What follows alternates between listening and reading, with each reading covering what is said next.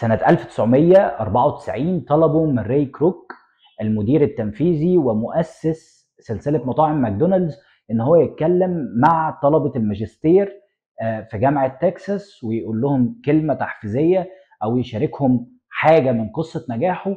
ووافق إن هو يطلع ويتكلم، وفي نهاية المحاضرة سأل سؤال: تفتكروا أنا البيزنس بتاعي في إيه؟ فالطلبة ضحكوا، فكرر السؤال تاني وقال لهم: تفتكروا انا ايه نوع العمل بتاعي او انا بشتغل في ايه؟ فحد من اخر القاعة رفع ايده وقال له: مين في العالم ما يعرفش ان انت صاحب ومؤسس اكبر سلسلة مطاعم في امريكا؟ فضحك وقال لهم: انا كنت متوقع ان ده اللي هتقولوه. وقال لهم: انا مش بس شغلي في المطاعم، لكن شغلي الاساسي هو العقارات.